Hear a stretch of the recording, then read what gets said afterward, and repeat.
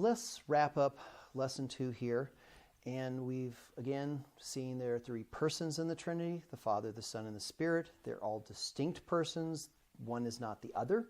We've also seen that all 3 of those persons are divine. So the Father is God, the Son is God, and the Spirit is God. But that always leaves the question is, well, now do we have 3 gods? Because we have 3 persons and they're all God. How can we have one God? Well, does the Bible say that there's only one God or 3 gods? In other words, Tri-Theism, 3 gods.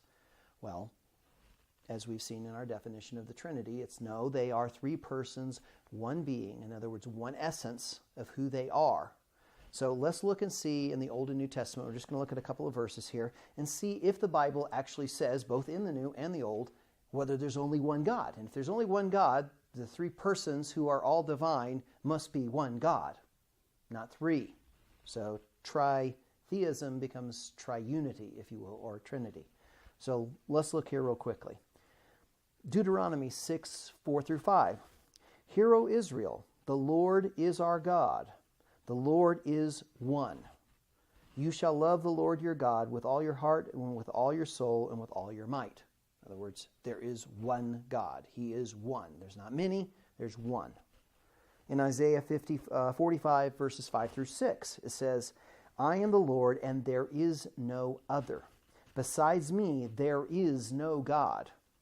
I will gird you, though you have not known me, that men may know from the rising and the setting of the sun that there is no one besides me. In other words, you can look high, low, you can do anything you want. There is no one. There is no other gods. And in the book of Isaiah, I've taught through that, God makes it very, very clear. He is the only God. There aren't many. So that's a very, very clear statement. So the idea that there are 3 gods, Father, Son, and Spirit, Old Testament, very clear, no, there aren't. In the New Testament, we see in James 2:19, it says, you believe that God is one. You do well. The demons also believe and shudder. So even the demons recognize there is one God. Period. So even those outside of men, if you're doubting as a man, the demons believe that there is one God. In 1 Timothy chapter 2, verse 5, says, for there is one God and one mediator also between God and man, the man Jesus Christ. Okay, we've already recognized who Jesus is. Now, we're talking about roles here of the man Jesus Christ. He is the God-man. We've already seen that Christ incarnate is the Son. The Son is deity, and yet there is only one God. In Romans 3, 29 through 30, Paul writes, or is God the God of the Jews only? Is he not the God of the Gentiles also? Yes, of the Gentiles also. Since indeed God, who will justify the circumcised by faith and the uncircumcised through faith, is one. And we've already seen the roles and how the Spirit and the Son and the Father are all involved in all of the faith and how it all comes about, and we'll see those late in other classes. We can see very clearly that both in the Old Testament and in the New Testament, there is no ambiguity as that there's one God.